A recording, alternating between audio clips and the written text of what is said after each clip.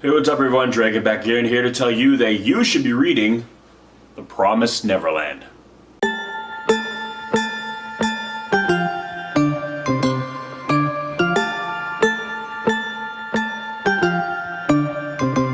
Promised Neverland is a Japanese manga written by Kaiju Shirai and illustrated by Pazuka Demizu, and is essentially the story of, it takes place in like 2045 at what is like an orphanage. You have all these kids kind of ranging from babies to about like 11 or 12 years old.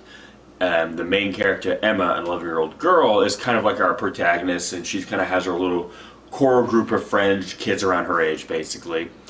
And you don't really get a sense at first of what's going on here. It's very kind of, it seems quaint, but you can kind of get a sense that something's up. Well, especially if you're kind of familiar with the nature of what kind of story this is going to be. But if you're just kind of coming into it blind, which if you can, I recommend doing so. But then again, if you're going to listen to this recommendation, you really won't be able to. So never mind. Moving on. But you get a sense there's something up, like with the kind of the matronly figure they call Mama, kind of the woman who kind of, runs this orphanage and takes care of all these children. You get a sense there's something else going on. And one night when one of the children has been adopted, a little girl, Emma kind of follows her out and finds out that she's now dead, and that she's just, her body is, or she was being sold off or given off to these demons, these large, hulking, monstrous-looking creatures. And you essentially find out this orphanage is a farm, that they're all being bred. They all have like these numbers on their necks, kind of like tattooed on. And you realize they come basically learn that this is one of several farms, many farms, and that, they are being bred to be eaten by these creatures, and that children who showed aptitude for intelligence, like the smarter they are, the more of a delicacy they are. It affects kind of, I guess, the nature of what they taste like.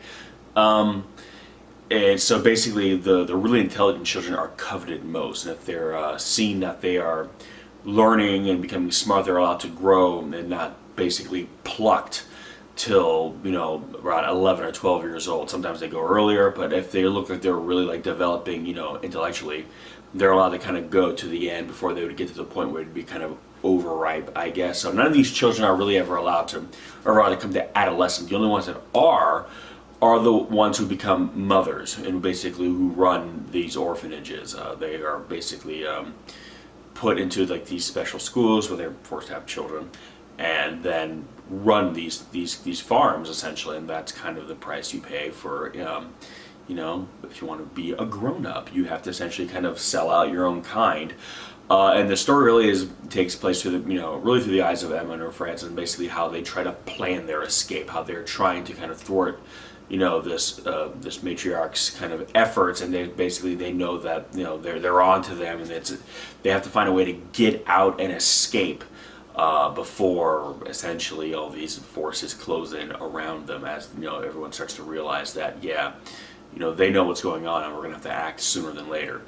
But when you get behind kind of the intrigue and kind of almost like a horror aspect of it too at times, it's really a story about, I think, our often blind belief that children are ignorant and stupid and will just kind of follow us blindly, essentially, that they don't question us, and that's how they're able to kind of raise these children the way they do, because they feel we don't really have to like corral them or almost make it like an internment camp, or or you look at like a farm where you raise animals for slaughter. A lot of times they're just kept alive, and that's really the quality of life, unless they're like free range.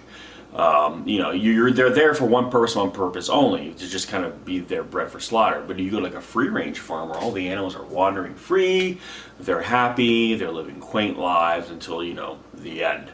And that's essentially what these kids are, with these orphanages. They're free range farms. These kids are organic. But it's this idea that we can do that. We can conduct, or we can kind of raise our livestock in this fashion because they're children. They're stupid, they're ignorant, they can't figure it out. And I think a lot of times I think it's a commentary kind of how society often looks at children. They kind of, especially in the West, they look down upon children as if they can understand. And I think a lot of times parents And this isn't me telling you how to raise your kids. So if any of you are parents out there, please know I'm not wagging my finger at you. But I think a lot of times we assume that we need to kind of kitty glove everything for children. That we, no pun intended, that we that we need to shield them from some of the more unpleasant truths of reality and life for their own good, when in actuality we're doing them more harm because we're not adequately preparing them for the world they live in. Rather, we are trying to condition them to a world that we wish they could live in, a world that is much softer, much gentler, much kinder, much more altruistic. Because we remember how it felt to us when we experienced kind of, the meanness of life, the harshness of life, and as a parent, you actually want to protect your children from all things. So the first instinct is to shield them, protect them from that. I went through that, but I don't want them to go through that. When in actuality, you went through that, and now you have the wherewithal to kind of understand that you are better equipped to deal with what might be around the next corner because you've already encountered something similar. Whereas if your child, you protect them from it 100% and don't really expose them to it. Eventually, at some point, they're going to have to leave the nest, and they won't know what to do when they encounter someone in life, when they encounter an experience in life that doesn't care about their feelings, because you care about their feelings if you're their parent, their loved one, their guardian, brother, sister, whatever. You care about how they feel about, certain things, whereas life does not.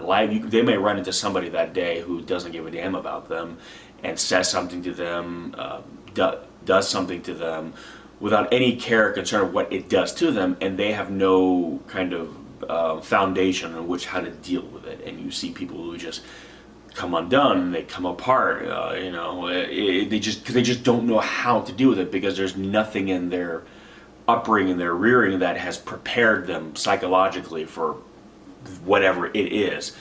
And because of that, we feel that we can kind of control children, that children just won't know any better, and that they can't learn for themselves. And unless we teach it to them, they can't learn. And sometimes we don't realize that sometimes what children learn from us is not what we teach them directly. They learn almost by what we don't teach them, in the sense that they'll figure it out in the absence of it, because they'll see what we've taught them, they'll see what we are trying to show them, and then they'll notice what they're not seeing, and they're able to kind of fill in the gap. It's more of a roundabout way of learning, it's a longer way of doing it, but eventually they can kind of figure something out. It's going to be a really strange analogy, so hold on tight, but there was speculation that there was we recently taken the first photo of a black hole ever. It was the first time we've actually visually seen a black hole, but we've always known they were there, even though we've never seen them. But we've always known they were there, not because what we saw of them, but what we saw what they were doing to space around, how they were distorting light and basically the fabric of space around them. So we saw their effect, and by and large we were able to kind of deduce where they were and how big they were, just based on everything happening around them, even though we couldn't see them. And a lot of times children will learn that way. If we're hiding from them, they'll start to figure it out by looking at the not the cause, but the effect. They'll start seeing behavior. They'll start noticing things that you wouldn't think they would notice, because children are very inquisitive and very intuitive. They look for secret meanings and everything, because as a child you always assume there's more going on. You always assume there's some grand secret to discover. So when there actually is, a child is more apt to find it than an adult, who is probably more cynical and set in their views and set in their ways, and just going to assume that there's nothing miraculous or special about the world, so why bother looking? Whereas a child thinks there's something magical around every corner. Therefore, if there is something monstrous or scary around that corner, a child will probably have a better chance of uncovering it and finding it, whereas an adult might just assume that, hey, things like that, don't exist. So it's really a commentary on, and essentially kind of how we take kids for granted, and that we just assume that they can't figure things out on their own. But in actuality, a lot of times, sometimes they do.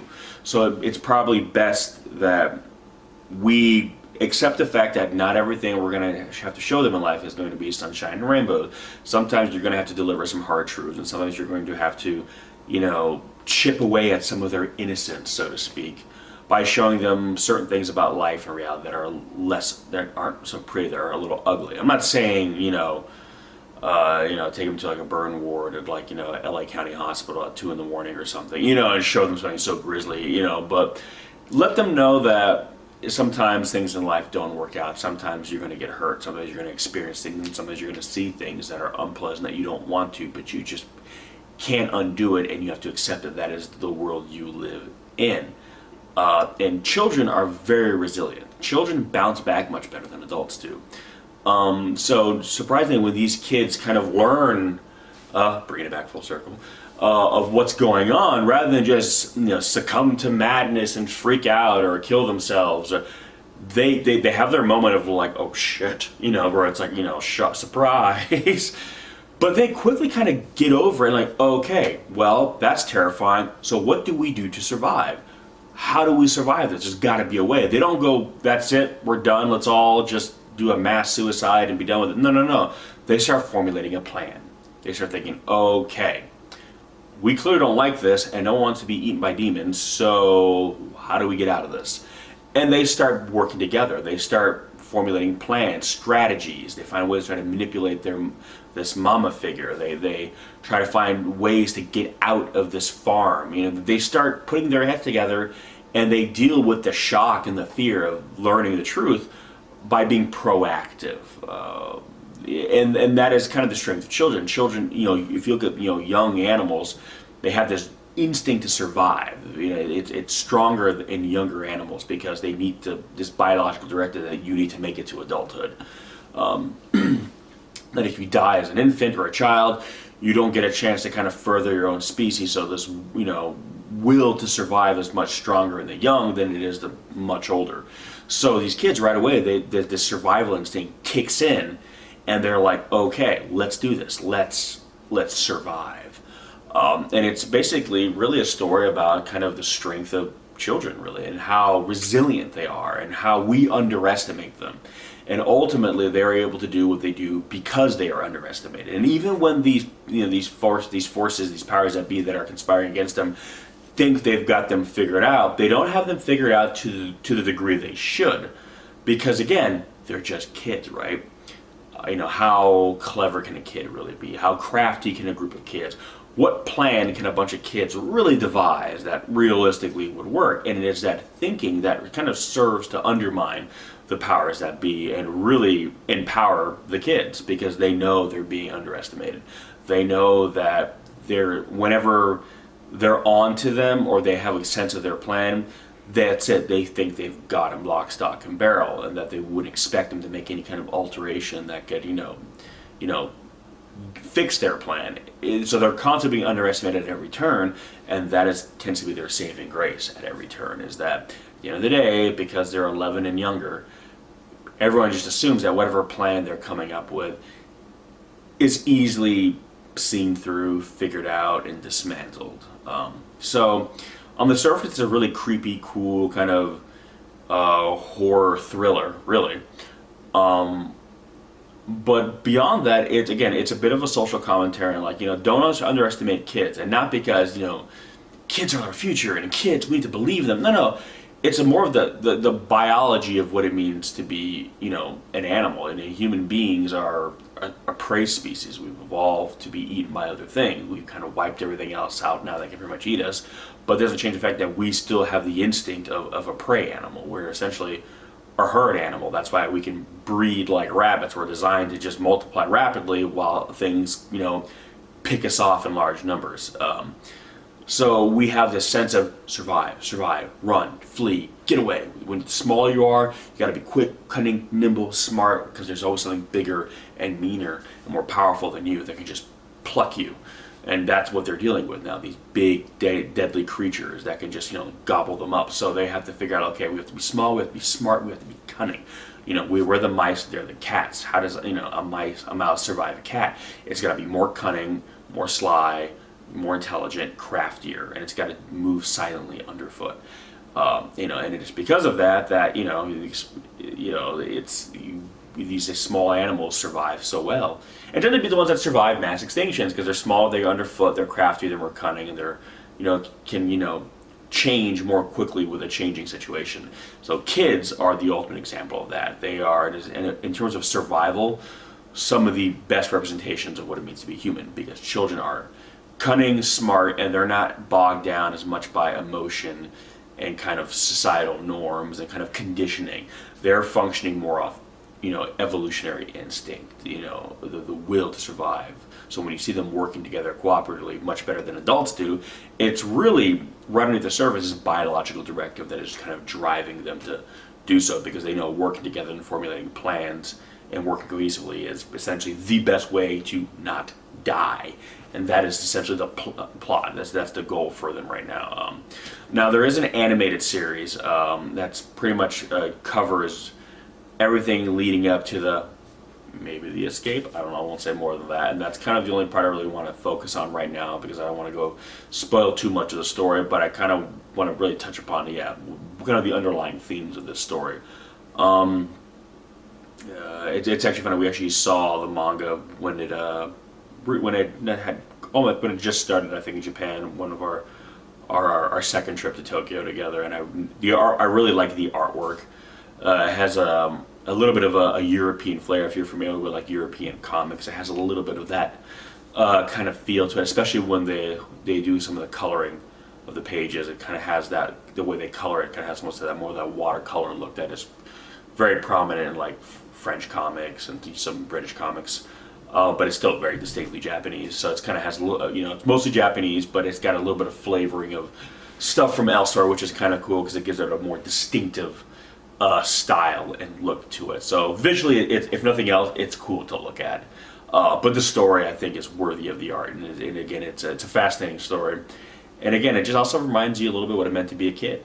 Just kind of being that age and when everything was big and scary to you, and you weren't walking around with your chest puffed out, but when you were small and you had to accept the fact that the best way to survive was maybe to kind of move under the foot of the adults, under the foot of the authority or the power figures, before we all grew up and maybe got a little too full of ourselves. But it reminds you a little bit of that. So it's interesting. Again, I'm a big guy, so I don't have to worry about as much in terms of physical confrontation. I mean, 6'4", 255 pounds. It's like, but once upon a time I was little version of me, and watching the show and reading the manga, it really reminded me of what it was like to be back then, to be in that headspace and realize just how much more crafty I had to be when I found myself in a tight spot, in a sticky situation,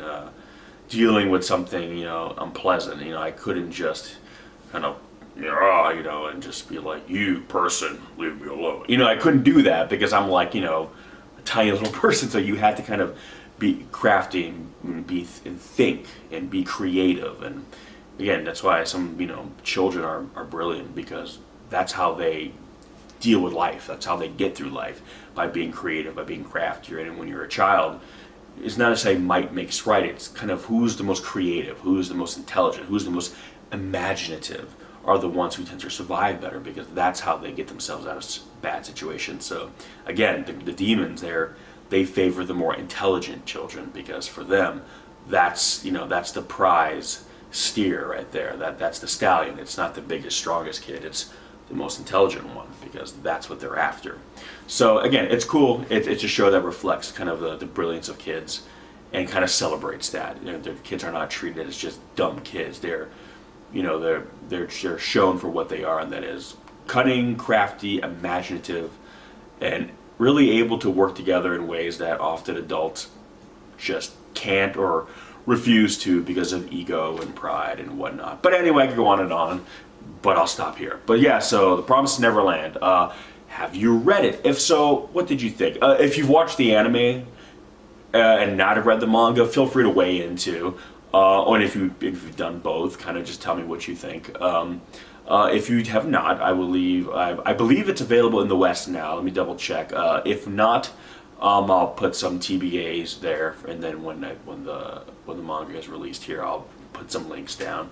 But if the manga is not yet released at the time of this recording, by all means check out the anime too, because we actually started watching the anime before I read any of the manga. So again, and feel free to weigh in on the conversation, because ultimately it's really the story and the themes that really matter here, regardless of kind of which medium you chose to kind of experience this story in. But anyway, guys, thank you so much for watching, and as always, I will catch you in the next one.